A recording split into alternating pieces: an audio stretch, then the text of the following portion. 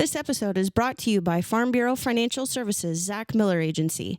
If you're looking for an insurance agent with a personal touch, someone willing to have the real conversations about what's important to you, assistance with submitting claims, and offering quality coverage options, Farm Bureau Financial Services, Zach Miller Agency may be the place for you. Whether you need home, auto, farm, commercial, life, or health insurance, we're here for you. Check us out at agentzachmiller.com. Farm Bureau Property and Casualty Insurance Company, Western Agriculture Insurance Company.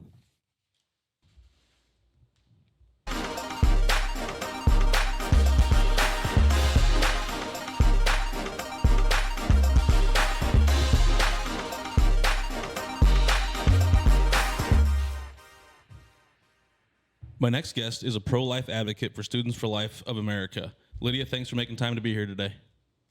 Thank you so much for having me. No problem. I'm Zach Miller with my co-host Vance, and we are touching base with Lydia Taylor Davis today. Lydia, let's get a little background from you. Where did you grow up? I was originally born in California, but grew up most of my life in Charlotte, North Carolina, and now I'm currently near Raleigh, North Carolina. Awesome. That's great. What, if any, activities were you involved in during high school? Yeah, so I was not always this passionately pro-life. If you had asked me early on in high school, I probably would have told you that I was pro-choice. I believed the same narrative, that it was all about women's rights. And it wasn't until my family was fostering and I had a little foster sister who I was really close with, and students in my high school were talking about abortion.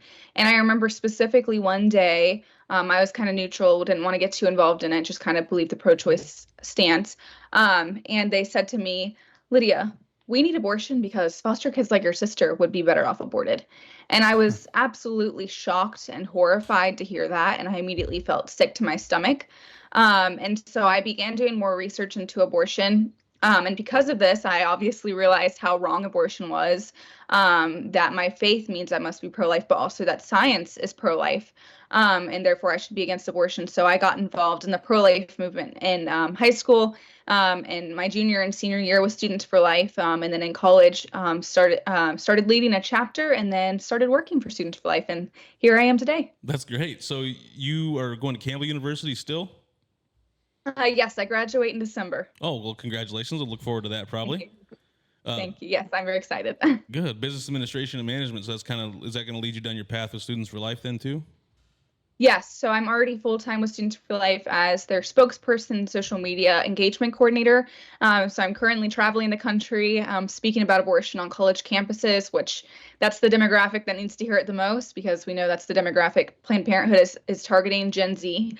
And so I'm traveling a lot, doing speaking engagements, but also I run our social media platforms. I spend most of my time on our TikTok account. So I'm doing a lot to advance the pro-life movement and spread our message on social media right now as well. Well, that's great. It's definitely getting to people because that's how we came across it. So awesome. Love it. For sure.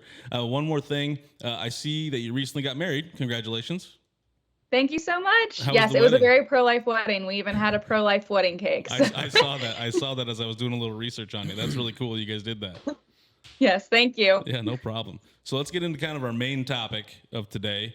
Why pro-life advocacy and why now? Why is it such a big passion project for you? Yeah, so we know that abortion is the leading cause of death, not even just in America, but across the world, with thousands and thousands of children's lives ended every single day by abortion. We also know that abortion is harming women. Women are being lied to and told that abortion will just get rid of this little parasite, that it's health care, that it's their bodily autonomy, and they have no idea that this is going to leave them traumatized, or even physically injured, or sometimes, as we're seeing recently in the news, even killing women. And so this is really a huge issue across our country, that in our communities, children are being killed, and it's being disguised as healthcare, because unlike a lot of other human rights abuses, there's not a lot of people speaking up against it. Instead, there's a lot of people celebrating abortion and saying that it's a great thing and that we should be having more of it. And I consider that to be especially horrifying. And so it's even more urgent that we stand against it as our culture continues going down this evil path of supporting what I consider to be modern day child sacrifice. And so I think it's important for everyone, churches, communities, schools, to stand up against abortion, to be able to help women and children from facing death and trauma from abortion. Is some of that language and rhetoric that they try to use, is that reaching Gen Z? Is that actually causing them to be more pro-choice?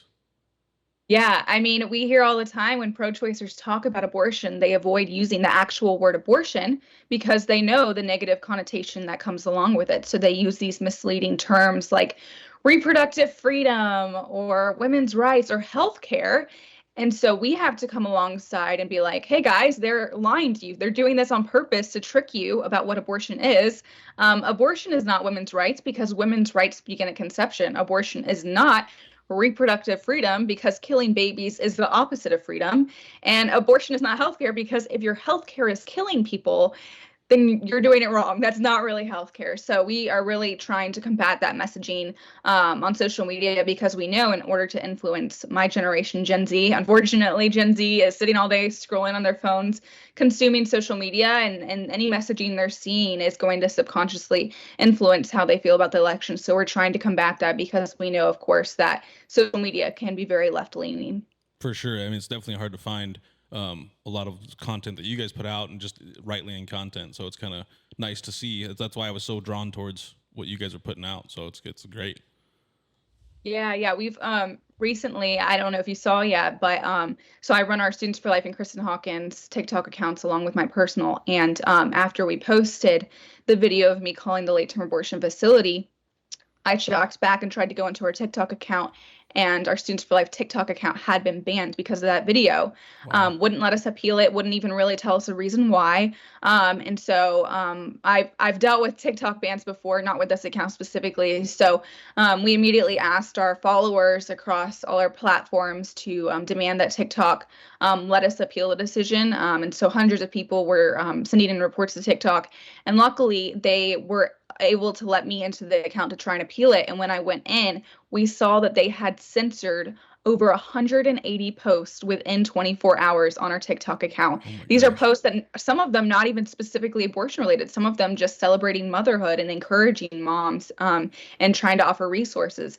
And so luckily through all the reporting, TikTok did reluctantly give us our account back, but they are continuing to censor our late-term abortion videos. And even today, I just posted another one that Kristen Hawkins, our organization's president and my mentor, posted of her calling abortion facility, and they censored that from the For You page within 5 minutes. So I think it is very clear how TikTok and all these social media platforms feel about abortion. They're trying to silence our message because they know that our content is being seen by a lot of people, and it is really changing minds when people are able to see the truth, when it's not disguised behind this misleading rhetoric of reproductive freedom. When they see that abortion really is killing babies, plain and simple, people are changing their minds, and the left on social media does not want people to see that at all. For sure. I know that the two, I reposted your video and I reposted Kristen Hawkins' video kind of with us talking about it. And those both got taken off the For You page as well with no appeal. Yep. They never got back to me on an appeal or nothing. So it's definitely happening for sure. Mm-hmm. That's awful. Yeah. So annoying. But it definitely is. So we know that abortion has been an issue for a while. When do you think was the turning point that abortions became as routine as going to get your teeth cleaned? I think that it's always kind of been just a part of a broken world, but I think especially recently, I feel like my generation is very self-focused, especially. You see my generation all day, every day. I see my peers from my college post things like, just do you, just do what makes you happy, live for yourself, all of these things. And it's really encouraging people to just focus on themselves and not on whatever children they're having. And so we're seeing this really broken world where people think they can just have sex with whoever they want and not have to be responsible for the children they create from that. And people hate it when I say this, but I believe consent to sex is consent to pregnancy. You cannot engage in behaviors that you know can potentially create a child and then act as if, whoa, how did this child get created? I didn't consent to this. It's crazy. I never would have thought that would happen. Yeah, I know. And so my generation hates it when I call them out for that. But it's true. If you're going to engage in mother and father behaviors, you need to be prepared to be a mother and father. And I'm not saying we're just leaving moms out on their own, of course. Yeah. We are helping them and supporting them. But at the same time, my generation does need to be accountable for their actions. And it is possible, unlike what they think, to control your impulses. People are like, no, I love sex. I want to be able to have it. Or everyone, I'm like, we're not just like wild animals. You can control yourselves. I know it's hard to believe. And so I think that's really why we're seeing an increase in the abortion rate, is just how self-centered our culture is now, sadly. And just how the idea of children, like, I don't know why, really, because I think kids are adorable, but people are just so fixated on, I don't want to be a mom. That's so anti-feminist and all of this stuff. And they want to just focus their lives on what they think is going to make them happy by having a career, when we know statistically having children actually brings a lot of joy and satisfaction. So I think that's really why we're seeing this increase in abortions. But I also do think it is a part of a broken world, of course. Do you think part of it, I was just thinking, as you're answering that question, I'm kind of thinking of like when we were going through sex ed when I was in school, which was 20 some years ago, but it was all focused on STDs basically, and contraception, just use condoms, stuff like that. And it seemed, is that still like what you went through on sex ed, or did they kind of move away from that? And now it's like, we're not worried about STDs anymore. It seems like we're way less worried about them. And then now it's just, well, we have abortions, we have the Plan B, we have all this other stuff happening too. Yeah, I mean, I know, luckily I do, well, we can barely call it a Christian school, but I technically go to a Christian school, so I don't deal with that quite as much as a lot of people do. But I mean, I think a lot of us have seen the news, like these horrific stories of Planned Parenthood going into elementary schools and giving out books with how to perform gay sex. And it's like, there's this whole children's book of the ABC Guide to Sex being handed out to elementary school kids. It's horrifying, it's shocking. And that's really how my generation is being indoctrinated, with this idea that, oh yes, it's good to have sex, it's great, it's you should learn how to do it as good as you can. It's horrifying. And people are like, oh, you can't stop people from having sex, so you should just teach them how to do it right. I'm like, absolutely not. That is so unhealthy. We know that is going to lead to terrible behaviors to encourage kids to have sex. And it's just absolutely disgusting. And it is what is leading to an increase of abortion. But yes, I do feel like on our campuses, even at my Christian quote unquote school, we are seeing a push for birth control, Plan B. I have pro-choice clubs at my school that advocate for those things, of course, and across campuses across the country. There are campuses that literally have what they call Plan B vending machines on their campuses.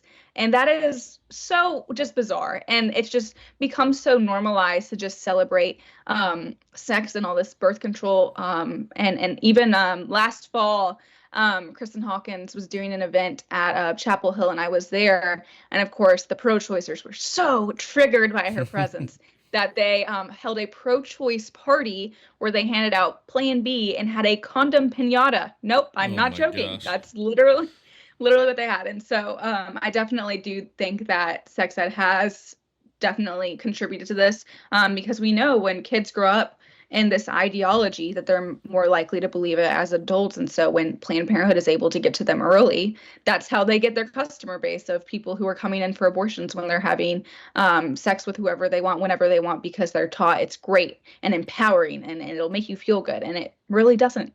Yeah. And it's definitely, with the age of the internet, as it's become younger and younger and younger, it just keeps dwindling down. Because I know when I was younger, I wasn't thinking about any of that until junior high school, and now it's in the elementary schools, and it's like, oh my gosh, they're already talking about it, and I just think that's crazy to me. And it's obviously the books and the things that you just mentioned. I can't believe that. It's a sad world that we live in at the moment. Mm-hmm. It is. It truly is. And I think that's why we're at Students for Life. We are focused on the youth, because we know that when we raise the youth in good views and good beliefs, that they're more likely to continue on in them. And so that's why we think it's ever more important to target Gen Z and even the younger generations now that are growing up and seeing these horrific things in their schools being taught that abortion is great. There's now abortion story times, apparently, that drag queens do, where they tell kids that abortion is just this procedure to help women. There's whole children's books about it now, and it's so misleading and honestly just terrifying that this is what's happening. And so that's why we're really focused on helping our generation see the truth about abortion and really to value life, even starting at a young age. But they're not coming after the kids, right? Yeah, totally. They're not. It's totally not true. Definitely not. Yeah. So with being the social media engagement coordinator, how has that changed your life? I didn't really know I would end up in social media, to be completely honest. I think I just kind of fell into it as I realized that was now becoming the best way to communicate with my generation specifically. And so I kind of got into it more when Kristen Hawkins started mentoring me a couple years ago, and she needed someone to help with her social media. And she was like, "Oh, you'll be fine, Lydia." So she kind of threw me into it because I had already been doing a little bit of content. And that summer, I helped make her TikTok account go viral. And so she was like, "All right, you're staying around." But honestly, it's been a great experience to see people's minds be changed. And we've even had women choose life for their babies because of the content they're seeing, which is so encouraging. But I also do see the really horrific side of social media, where last fall I received over 20,000 death threats and hate comments because a viral pro-choice comedian named Erin Hadimer made a video bashing me because she was mad that my entire personality was pro-life. And even people like Dylan Mulvaney was commenting on it saying, "Oh yes, you nailed her," which I think is ironic because the pro-abortion movement says no uterus opinion. And last time I checked, Dylan Mulvaney, the transgender activist, doesn't have a uterus. But anyways, I won't go there. Yeah, it is horrifying to see how people act on social media. So I definitely get that end of things. And definitely the threats and everything. I see that every single day. But at the same time, it's so worth it because it is a platform where our message is being heard, even though TikTok and Instagram are trying to censor us every single day. We even recently have had a few students that are now involved in the pro-life movement and chose life for their baby because of the content that we're making, and are now really involved with us. And it's been really beautiful to see that. So I would definitely say it's been very impactful. I didn't know God was going to lead me into social media, but here I am, and I'm very glad to have this opportunity for sure. Did you, when you first started, and did you ever have second thoughts like, what am I getting myself into? And like, why am I putting myself through this? Do I have to why should I be fighting these demons type of stuff? Because that's what would go through my mind. Yes, I tell people all the time, the only thing that really gets me through it is that, yes, I wake up every single morning to scroll through the threats I've received overnight, but every single night I get to sleep well knowing I'm fighting on the right side of history. And so it really is worth it knowing that you're saving lives and getting to see that firsthand. And you don't always get to see that firsthand. A lot of times we don't know if someone's choosing life because of a video that they're seeing or changing their mind because of a video that they're seeing. But we do know it's happening because sometimes at events I'll have people come up to me and be like, "Oh my goodness, your TikToks have changed my mind on abortion," or "They totally helped me help someone else win an argument on abortion," or people choosing life. And so it really has been impactful, and it's very much worth it seeing that God is using social media, which is full of craziness, and still using it to save lives and help other people. Definitely.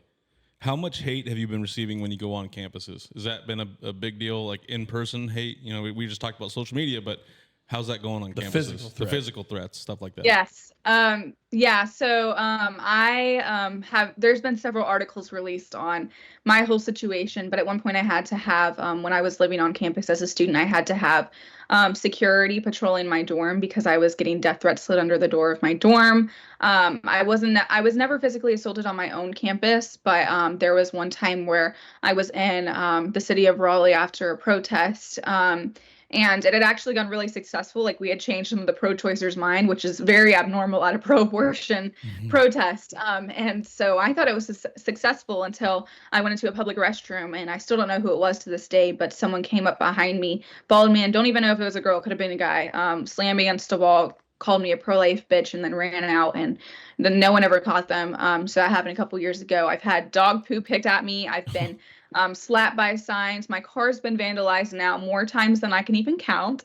So it's been definitely a physical threat, and we do have to be really careful in public for sure. And on my campus tours, we do usually have security at my speaking events at campus tours now, but we did have one back in April, I believe, in Greensboro, North Carolina, at UNC Greensboro, where pro-choicers started throwing bloody baby dolls on the floor in my speech.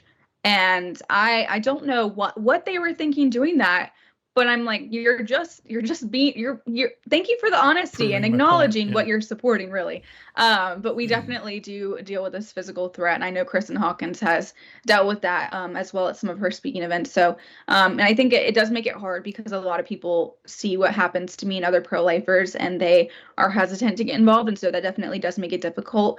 But it really is just so encouraging that even when those terrible attacks do happen and I do get assaulted, we see people change their mind just off of how they see us being the side of love and the other side being the side of hate. I've literally had people message me saying, Lydia, how are you so kind to the people that attack you? Because they'll see me anytime someone attacks me, not ever initiate violence back. And I usually offer to pray for the person because I assume that they clearly are going through something to want to attack someone who is not causing them any harm or saying anything negative. And people will say, how could you love someone like that? I'm like, I mean, for me, it's because I'm a Christian. If Jesus could love and die for the people that tortured and killed him, I can do the same for some pro-choicers. So I think that's just helping change minds in and of itself. And so I'm not as sometimes scary as it can be to deal with that violence.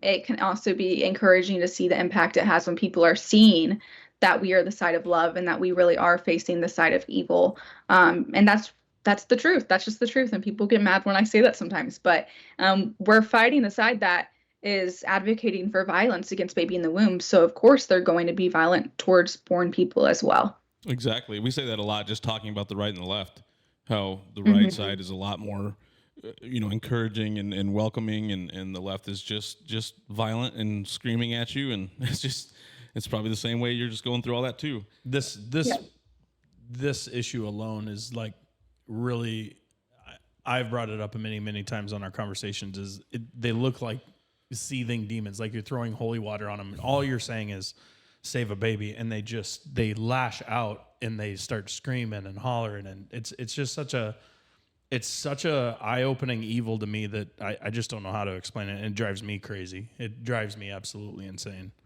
But yeah, no, for sure.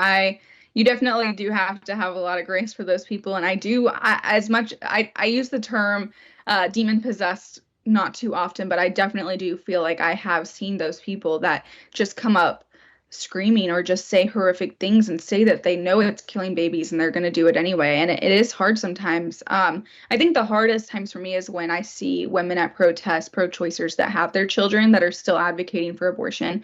One time I had a woman who had her 3-year-old child with her, and I was counter protesting a pro-choice event, and I was trying to have peaceful conversations despite them being very not peaceful. And I was talking to this mother who was holding the hand of her 3-year-old son, and I was trying to talk to her about how if we shouldn't be killing born children, we shouldn't be killing unborn children as well. And I asked her, ma'am, obviously we would be against killing your 3-year-old child. So if we're against killing your 3-year-old child, why should we be able to kill a preborn child? And she said, no, I think I should be allowed to kill my 3-year-old child. It's my child. It's my choice. The child is mine. I can do whatever I want to with it.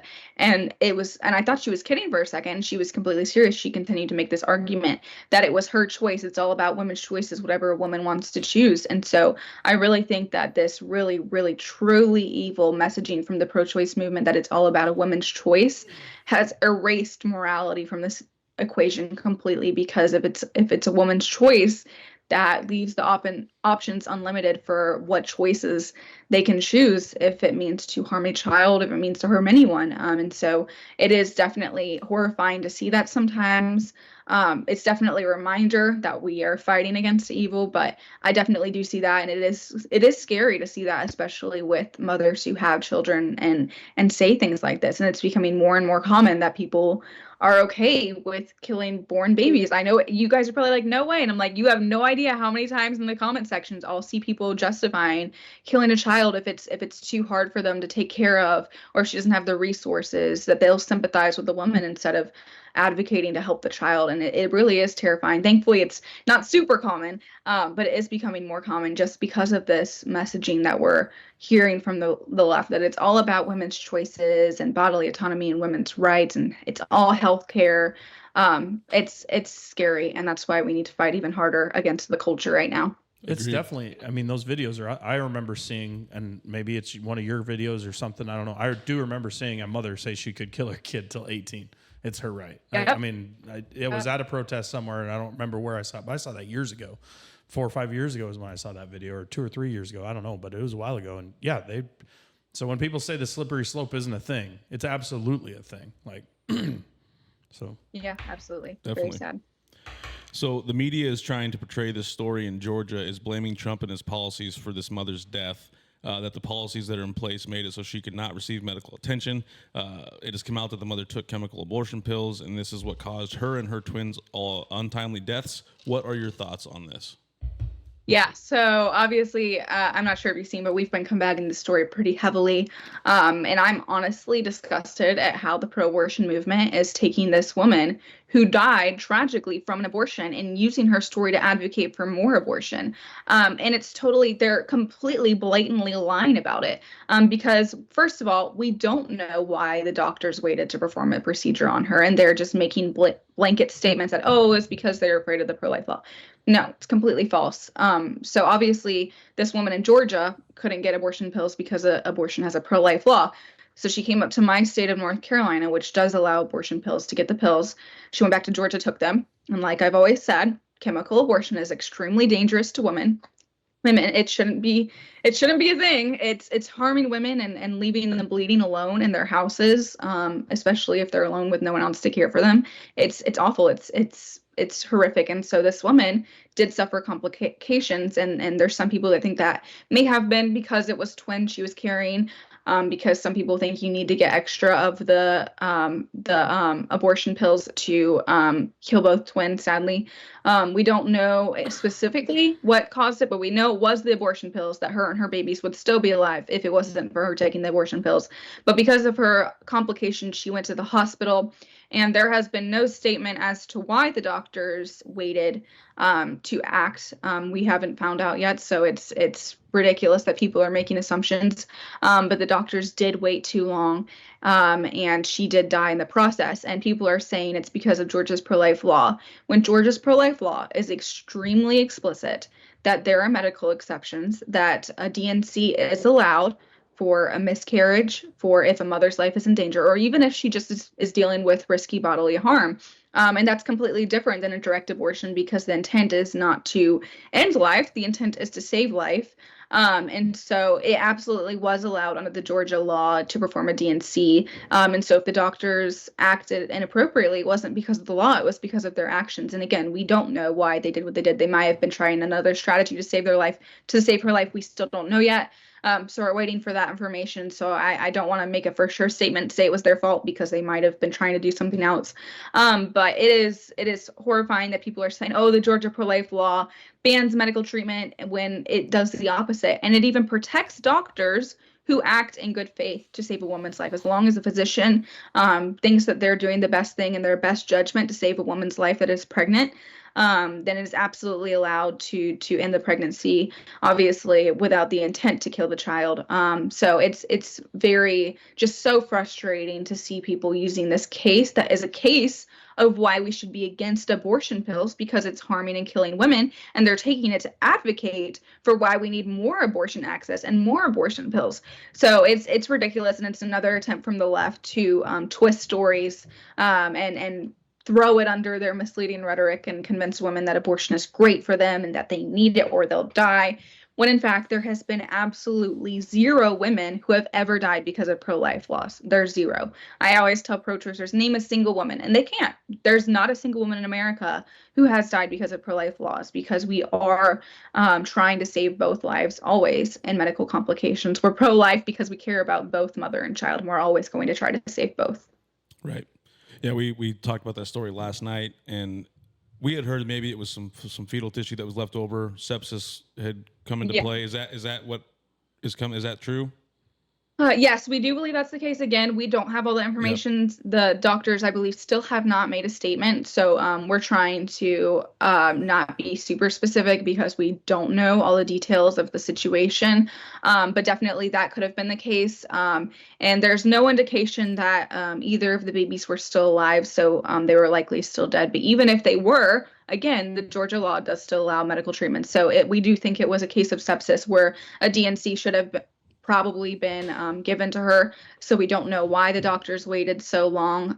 But we definitely, I think it's important for pro-choicers to realize that we didn't want that to happen. She absolutely should not have died, and we wish that she could have gotten help. But even more so, we wish that the abortion pills were not being labeled as safe and effective, because now the abortion pills have killed now 33 women in America confirmed.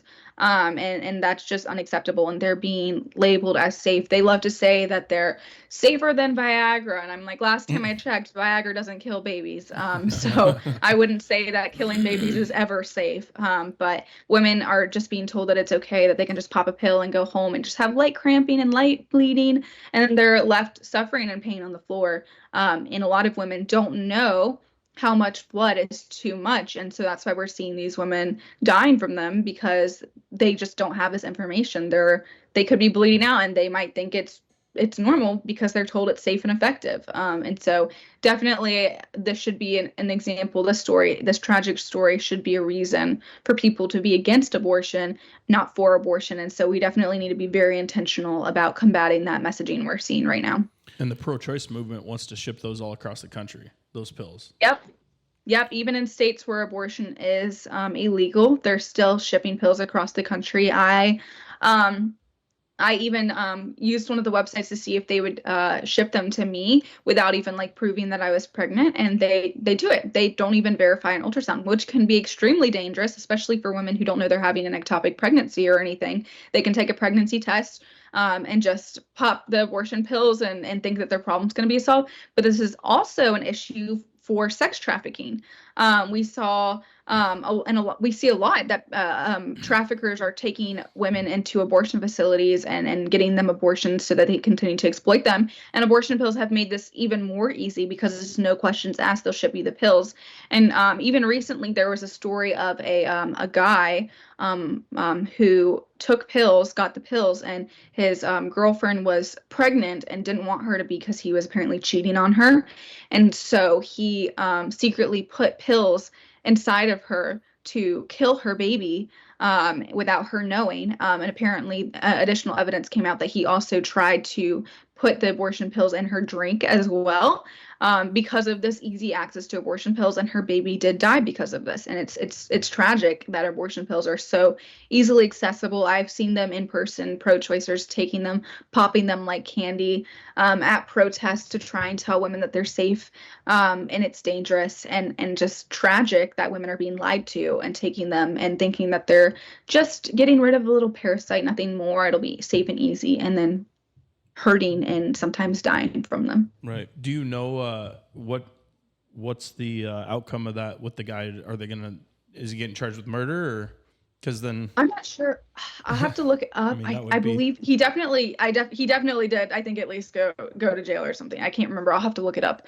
But I do definitely think they did. I cannot remember. It was several months ago. I did a video on it though, so I'll have to pull up the video. I can send it to you guys.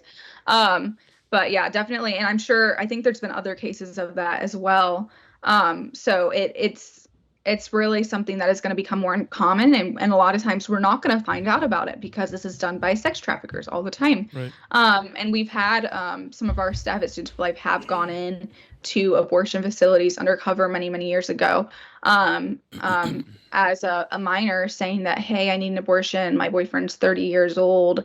Can I still get an abortion? And they're like, yeah, sure, whatever. And so it is happening, and abortion facilities are turning a blind eye because they make money off of abortions. And now it's even easier than ever because abortion pills can just be shipped wherever, and all you just have to do is pay $500 for a pill, and no one knows what it's being used for, and no questions asked. They're just making money off of it. So it's definitely very sickening, and we do need to stand against it. Agreed. The pro-choice movement also wants you to trust the doctors, right? But this case shows you can't always do that either.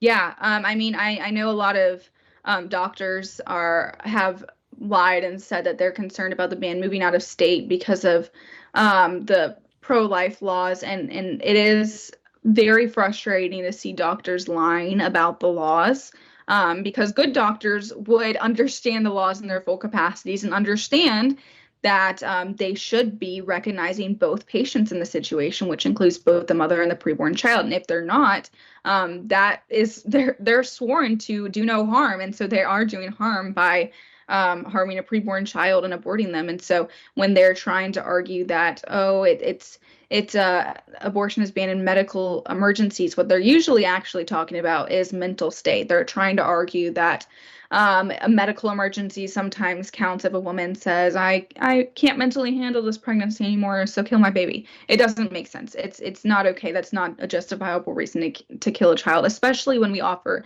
so many resources to women, so many free resources across the country. We outnumber abortion facilities by 10 times across the country with our free resources, which include counseling, help, financial support, resources, all of that. Pretty much anything a pregnant woman needs, the pro-life movement can come alongside of her.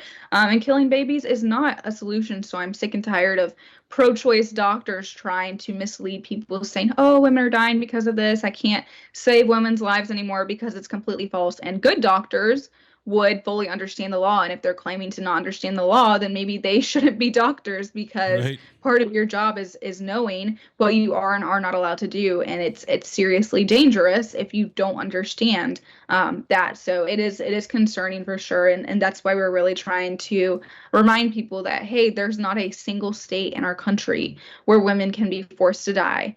And so we really need to be combating that, because it really is only lies from the other side. It really is. And unfortunately, they're really good liars. So we do have to be standing against them. Yeah, agreed. Which we expect it from places like Planned Parenthood and certain politicians. But when you hear it from doctors, it's even that much more frustrating, and makes you not trust a doctor at that point.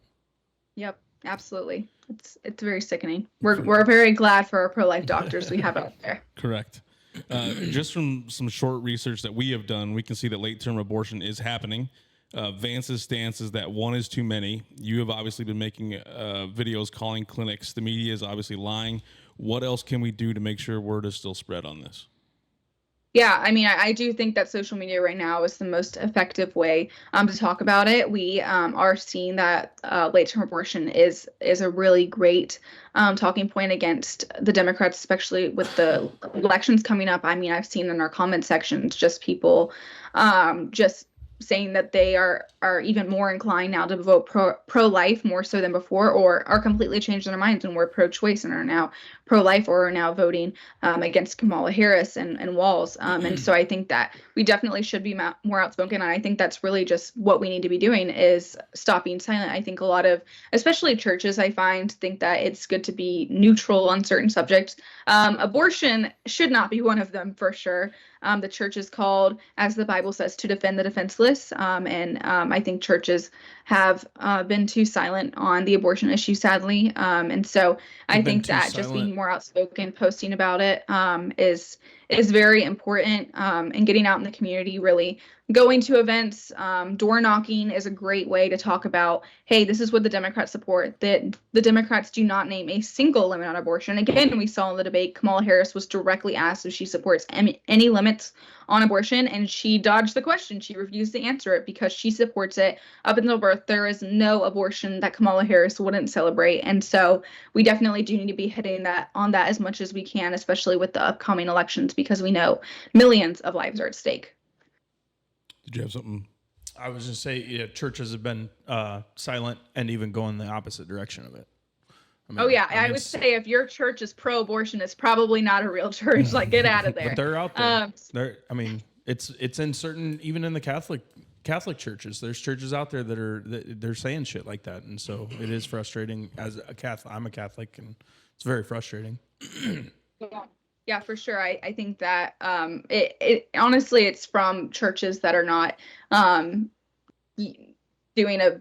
a biblical worldview when they start to say, oh, we can interpret things how we want. It comes from this idea of a self-centered society that we can interpret things how we want. We can live how we want. Just do what makes you happy, even if it means killing your child. And so churches, there's a difference between loving people and just staying silent on an issue. And so we can love people and still be bold and angry about abortion. We're called to be angry about injustice. Jesus flipped tables, and I firmly believe, and I say this all the time, he would flip the tables of the abortion industry if he were here today. And so I think that the church confuses that sometimes. And I think the other thing is that a lot of churches don't talk about it because they just assume that if someone's a Christian, they'll just be pro-life just by being a Christian. And that's not always true. It's church's job to shepherd people. I know that I didn't know how to feel about abortion, even though I am a pastor's kid and my parents are pro-life. They just never thought to talk to me about it. Because a lot of people just don't understand how pro-abortion our world is, and how if the church isn't talking about it, then kids are going to take their information from the world, and all they're hearing is these lies that it's a woman's right. And so when we do start to speak up in churches and even just in our community and schools, it really does make a difference, and it makes an impact when we start to teach people the value of life early on in their lives and just reinforce that in every single area of life we can, not even just churches, everywhere we can, in schools, in our communities, at college campuses, which is what we're doing right now. So I do think we need to be speaking up more than ever, for sure. Definitely. We know that many states are not even reporting abortion. So how can they show the numbers and say this is not happening when the numbers just aren't there?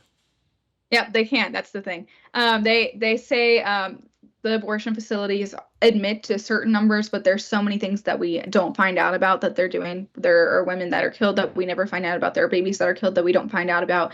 I know, I think it was over maybe a year and a half now. I'm sure you've heard of Justice for the Five, where these pro-life activists uncovered these bodies of babies who were illegally aborted in DC by this guy driving a trash truck coming out of the abortion facility. They said, hey, can we just take the trash and give the babies proper burial? He said yes, and they uncovered it, and it was babies that were being illegally aborted. It appeared like partial birth abortions, which are illegal. And so these are things that we're never finding out about. And so we even have what we call abortionist serial killers in the past that have been exposed and thankfully put in jail because they are killing babies even after birth. And it's very sad and heartbreaking when that's why we've been advocating for a national abortion reporting law, so that we can know what's happening, that people can see the truth, that we're not being lied to, because people seriously think that late-term abortion isn't happening. And I'm like, yes, it might be a smaller percentage, but that smaller percentage still equivalates to thousands and thousands of late-term abortions every single year. And outside of that, it's not just late-term abortions that are wrong. All abortions are wrong. We know that science says life begins at conception, and so there are now millions of babies being killed in the U.S. and worldwide every single year. And so I think that people, when they see the truth, especially when they just see how many abortions are happening every single day, it's terrifying. And we don't know that exact number, and we do need to advocate to know that number. That's very important. When people see the truth, they're more likely to follow that truth and become pro-life. So that's why we definitely do need a national abortion reporting law, for sure, so that they can stop hiding behind fake numbers and start telling the truth about how many babies they're really killing. Well, they keep trying to hide behind this 1% and only when the mother's life is in danger. And it didn't take me long, but New Mexico was one of them where there's women that came out and told their stories on the abortions, and it was late third term, it was crazy. And it's obviously happened. I don't know. It's asinine to me that they're not forced to report all these abortions. Yep, absolutely. It's happening all the time for elective reasons, as y'all saw my video. They said they do it all the time, that they specialize in late-term abortions. It's disgusting and it's sickening. And it really is happening all the time, because people are like, oh, no woman is killing the child after they find out that they're pregnant. And I'm like, some women really don't find out that they're pregnant until later in pregnancy. That is a thing. There's been women that go into birth and still don't somehow know that they're pregnant.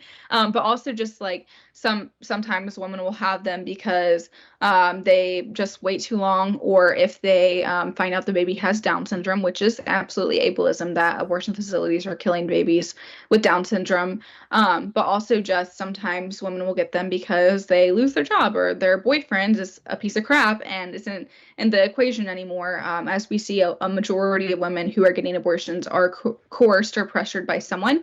And I know from working with women who are considering abortion that usually that person is the baby's father, which goes back to this whole idea of our broken culture where people are having sex with whoever they want and then not taking responsibility for their actions. And so guys in this hookup culture are just having sex with women and then saying, oh, it's her choice. It has nothing to do with me. So I'm going to get out of here and not be a dad. And it's not okay. And that is why women are getting abortions, and sometimes later in the trimester when the guy decides that I don't want to be a part of this, I don't want to be responsible. And so late-term abortions are absolutely happening. And while I was definitely horrified at what I heard on the phone and all the many calls I did to abortion facilities, I can't say I was surprised at all. We've been saying this for years, and it is amazing that millions of people are now seeing these videos and seeing the truth. But even so, people are still denying it. People in the comment sections are like, oh, this is fake. This is fake. And I'm like, call them yourself. Please do, because it's 100% real. They're offering to kill my baby, who is completely healthy, simply because my boyfriend broke up with me. That's not okay. There are so many other ways that they could be offering to help rather than killing my child. They could be offering free resources, support, and all of that. And that's not what the abortion industry wants to do, though. They profit off the killing of children, and they continue to do that in every single trimester. Yeah, that was crazy when I saw your video. And then how many different states, clinics did you call in that do that same type of thing? Was there quite a few, or? So those videos were actually recorded about a year ago. So it's been a long time since I did this project. We had originally posted the Colorado one about a year ago. It didn't go as viral because back then there wasn't this whole debate thing where ABC was lying about late-term abortion.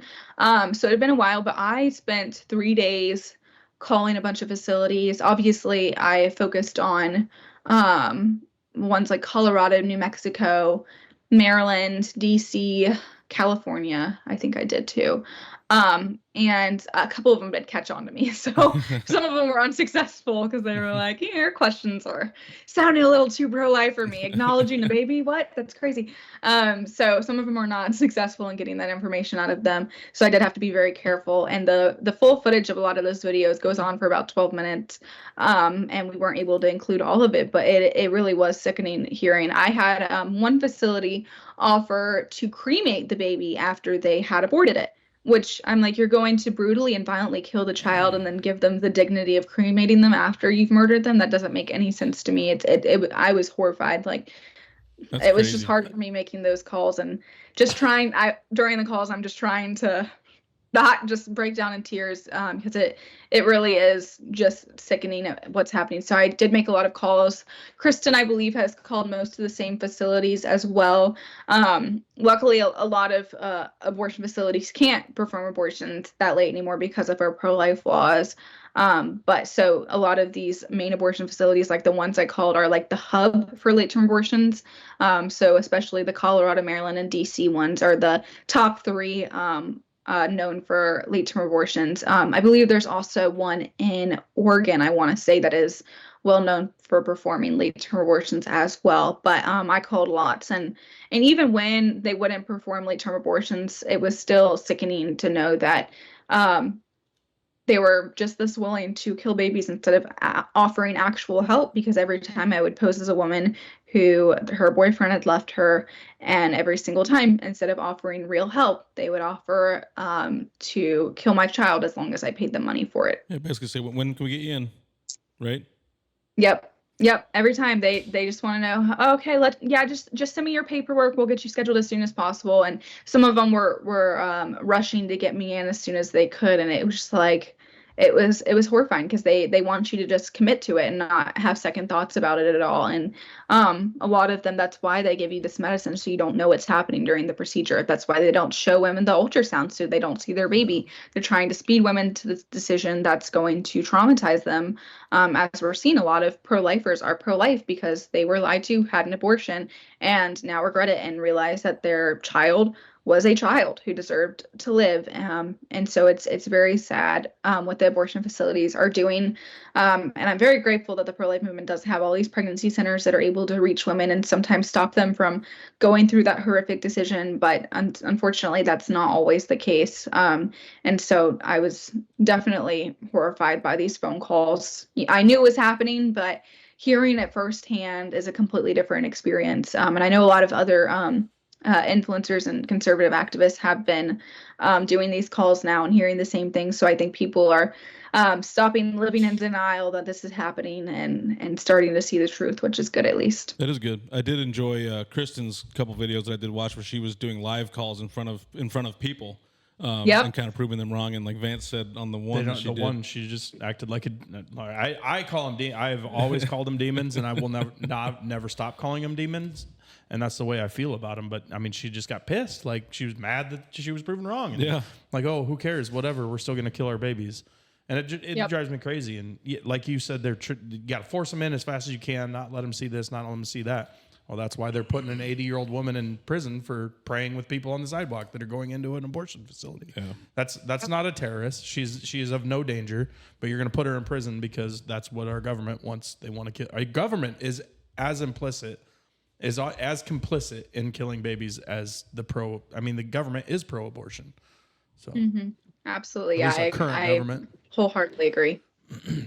The overturning of Roe v. Wade gave the power back to the states. We've kind of said there's been more abortions since that's happened. What are your thoughts on this? Yeah, so obviously there is an increase in the abortion rate, but I always tell people the abortion rate would be even higher than it is right now if Roe had not been overturned. And I think it's important to realize that our fight is far from over. When Roe turned the decision to the states, we are absolutely fighting the abortion battle on the state level issues, but we've always believed that abortion is a federal issue because under the Constitution, the 14th Amendment grants every person the right to life. And when the 14th Amendment was ratified, a majority of states did recognize the preborn child as a person, and therefore under the Constitution, preborn child should have equal rights. And so I always tell people, yes, it was great that the Supreme Court overturned Roe, but they actually created quite a gray area because unlike other human rights abuses where the Supreme Court said, hey, under the Constitution, you can't enslave people because that's a violation of their constitutional rights. The state said, the Supreme Court said, hey, you can't make abortion legal nationwide because that's not in the Constitution. So we're going to allow the states to determine what areas it's okay to kill babies. So we're going to see now liberal states allowed to kill babies up until birth, when in reality, it shouldn't be allowed anywhere under the Constitution. There should be no place where a zip code determines a child's right to life.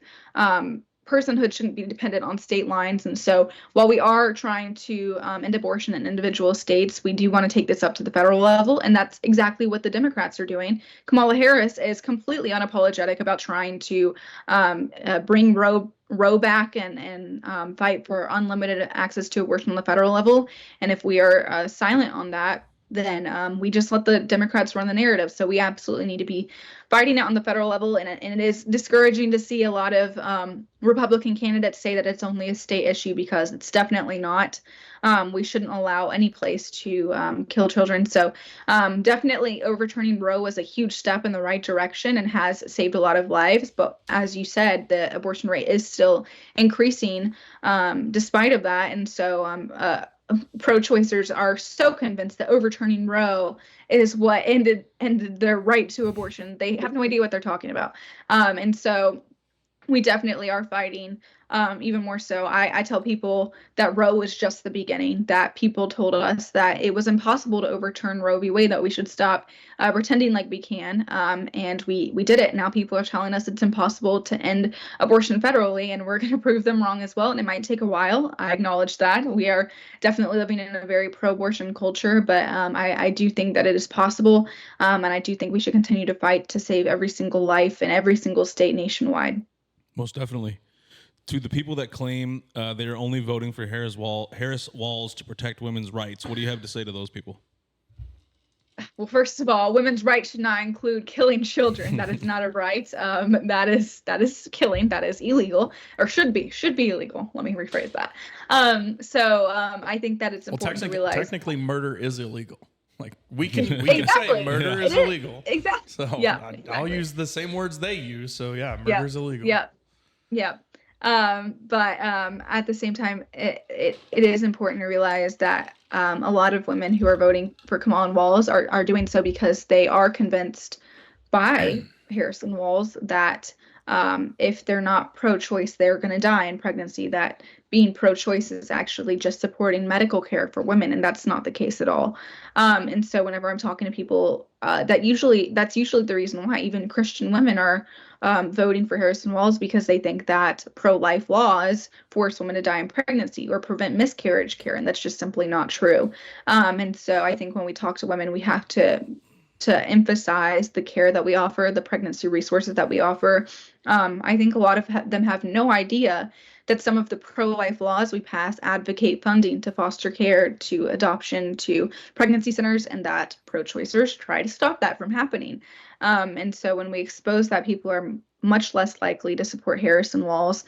And even for the people that are pro-life but are maybe Democrats, I still think that it is important to vote pro-life first, because how can we trust a politician to defend any Americans if they're not going to defend the most vulnerable and innocent Americans, preborn children?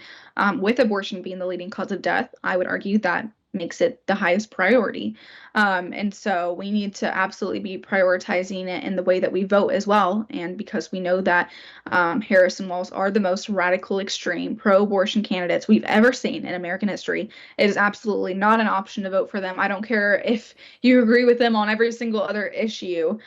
We cannot trust politicians who are advocating to kill children, and especially Tim Walz, who in the state of Minnesota, 8 confirmed children were killed under his repeal of protections for born children after failed abortions. And so it's even more important now than ever to vote against the radical Democrats because of this. And so I think it's really important to share the truth about how the pro-life movement is the one caring about women as well as their children, that we value them equally, and that the Harrison Walz administration is the most extreme one we would ever see, and that we cannot allow that to happen by any means. Are failed abortions pretty common in that aspect like that? Again, we can't know because there's no reporting law. And so, again, like the only times we've really been able to find out is when we do mandate that reporting, like in Minnesota, but also when we uncover things like Justice for the Five, where we uncover these babies that do appear like some of them could have been born alive and then killed. And so it is hard to know how this happens. Obviously, thankfully, it is it's not extremely common, but it does happen, and it shouldn't be happening at all. If it really isn't happening, like the Democrats say, why do they keep refusing to pass legislation that protects babies born alive after failed abortions? It doesn't make sense at all. Right. And so I definitely do think that while obviously it's not happening as much as first trimester abortions or even second, it is still happening, and we can't really know what the truth is. And even in other countries, I was watching an interview of an Australian doctor who they're required to just let babies suffer and die after failed abortions if the mother doesn't want to save the baby. And she shared her story and just started breaking down that she was required to just sit there and let the baby die, and that sometimes she would give the baby a warm blanket to keep the baby comfortable as it took its last gasp for air and then passed away. It's sickening. It's horrifying. It's not just happening in the U.S. It's happening everywhere, which is why I've told everyone when we end abortion in America, that's not the end of my fight. I'm going to take it worldwide after that. So it's definitely important that we are exposing babies that are being killed and left to die after being born alive after failed abortions, because it is happening and it's unacceptable care. I want to get your thoughts on something that we discussed last night, the fertility bill that they're trying to pass at this moment, included IVF for Medicaid. What are your thoughts on that? Where if they're already on Medicaid, they probably aren't financially stable to have a child. Do you think that should be put in that bill? So IVF, I have serious concerns about the ethics of IVF, and I was very disappointed to see Trump advocate for funding for IVF recently as well, because we know in the IVF industry that most of the time how they do it is they create a lot of embryos and then they practice eugenics. They eliminate the ones that the little humans in embryonic form that don't have the right genetics, or they'll say, pick your gender of your baby, we'll kill the rest of them. Or they just freeze the unused ones permanently, or they implant a bunch of them in the mother's uterus, knowing that a lot of them will die. And so IVF definitely has ethical concerns. There are rare, more ethical ways to do it where you can just create 1 or 2 babies and just implant those and not freeze the rest. But IVF is creating a lot of moral concerns. There was a case of a IVF baby who was technically older than their parents because they had been frozen for so long that by the time they were unfrozen and born, they were technically older than their parents. So it's very sad to see. I think a lot of people just have no idea that IVF is inhumane to little babies because they just don't know, and it's different than abortion, obviously, because the intention is definitely not to kill an innocent human. And I definitely sympathize with those who are going through infertility. That I know many people have suffered through that, and it is very hard. But the solution is definitely not to create humans that are a product that can be discarded of, that can be picked and chosen based on their genetic traits. That definitely is eugenics and is only spiraling out of control because now we're seeing other ethical issues coming out of this as well with embryonic science. And so I definitely do have a lot of concerns for the IVF, and I think we need to be doing a lot of more research into the concerns that can come out of this, as well as just kind of taking a step back. And obviously we saw with the Alabama ruling that is starting to become a more common part of conversation. And I do think it's annoying that the pro-abortion movement is saying that we're trying to ban IVF outright. No, that's not what we're trying to do. We're trying to regulate it so it's done ethically and done without practicing eugenics, and done to where babies aren't left frozen by the millions. And it's very sad. So definitely I do have concerns about everything going on with IVF in politics right now, for sure. I also saw in there some of the definitions they put into that bill almost left it open to maybe include abortion in some of that as well, even though they're calling it fertility. Did you kind of read it that way when I read it last night? I actually have not read the bill fully yet. I've heard a lot, and so I think our team has a lot of concerns about it. But yes, if it's ever done with any side, there's always, with IVF, there's always it creates a gray area for abortion, because obviously abortion is the issue of life beginning conception, and so is IVF, because we know when they create sperm and egg, even though it's in a lab, there is a little human that meets all 7 characteristics of life, has their own DNA that is created, and treating them as if they're a product and then freezing them forever, or implanting them knowing that they'll probably die because they're implanting so many at once, that is an ethical concern, just like with abortion when they're treating babies as an inconvenient parasite, that they call it, where they can just get rid of it if it's inconvenient. So I think it does create a gray area when it comes to abortion as well, and that's why they're related. Gotcha. Appreciate your take on that.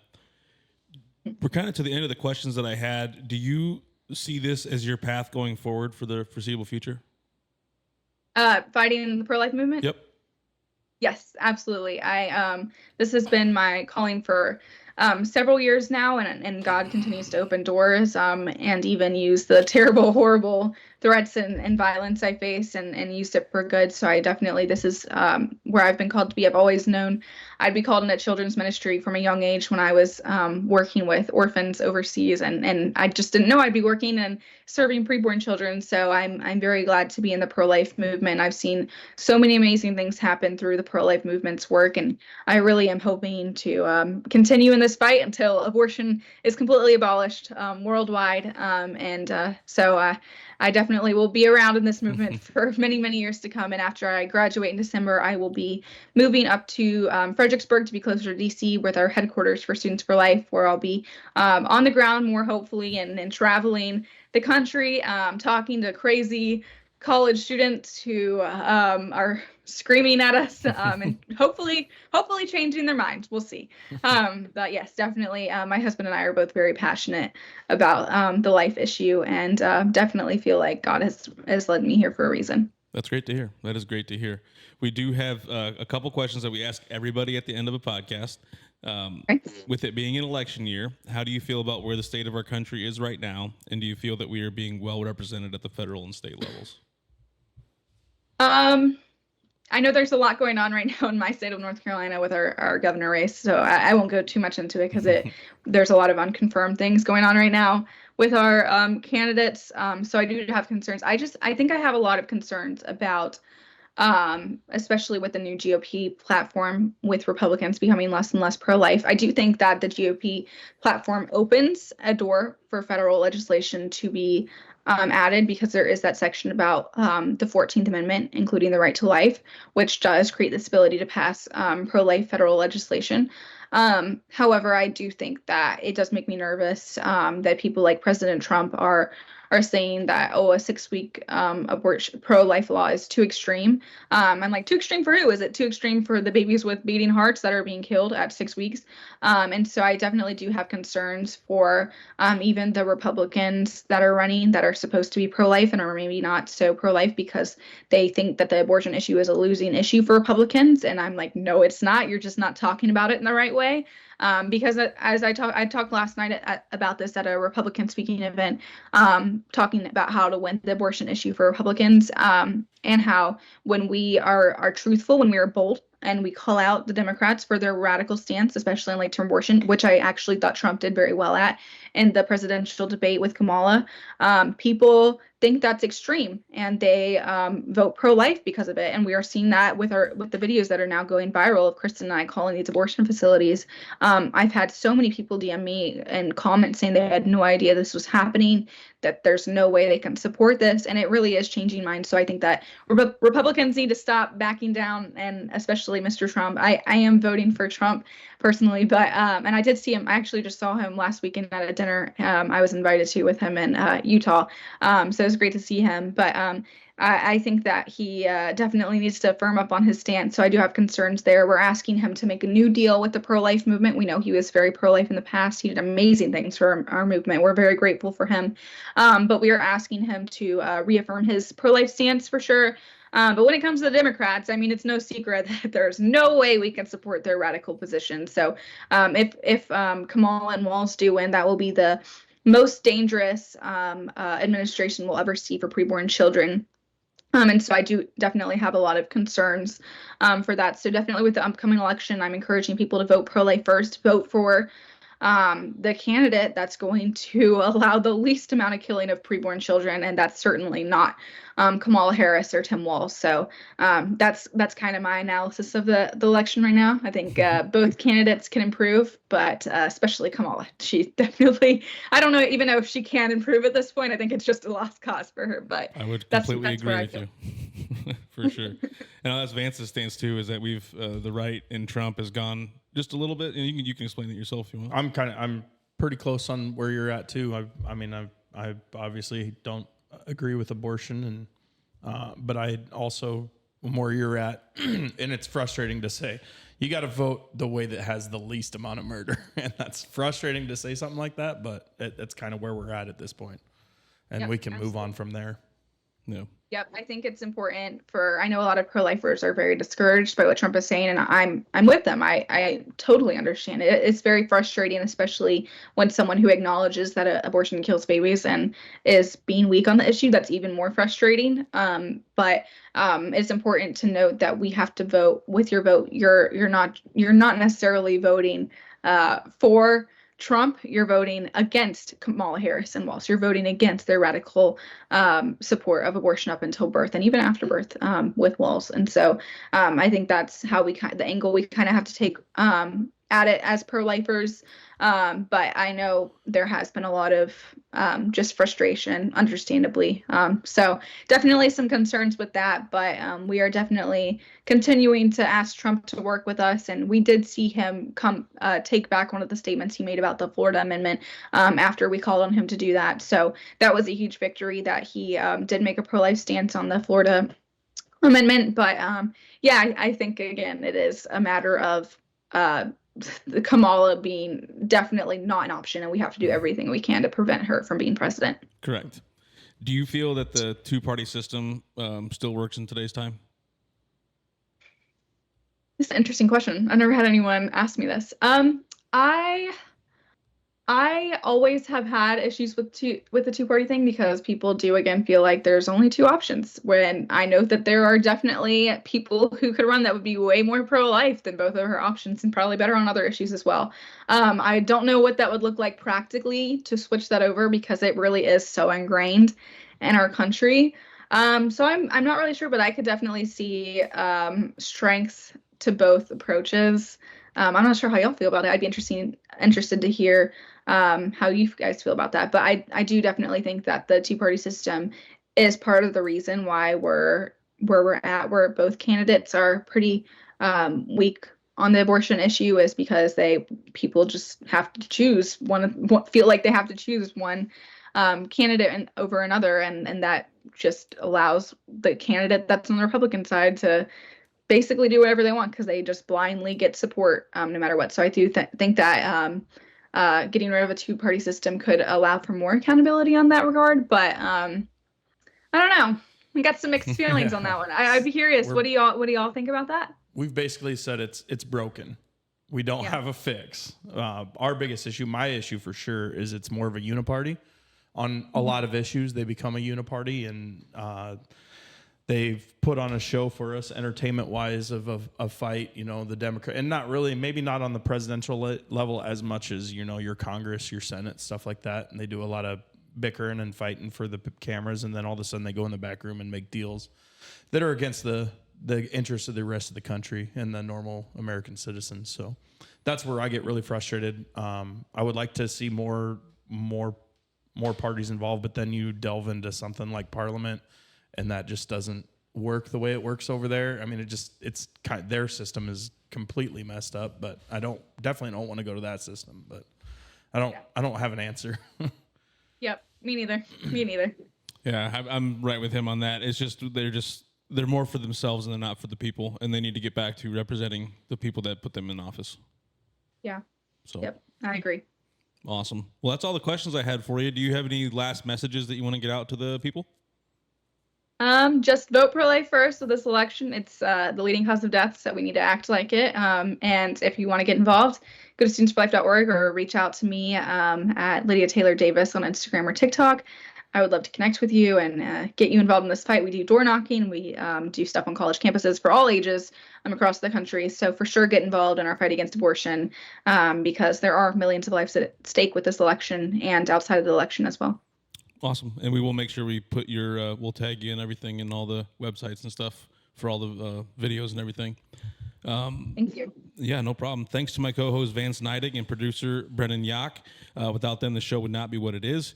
Huge thanks to Lydia Taylor Davis. We really appreciate you making time for us today. Thank you so much for having me. It's been awesome. Yeah, awesome. Thank you. Keep on the lookout for more great episodes, and we'll see you next week.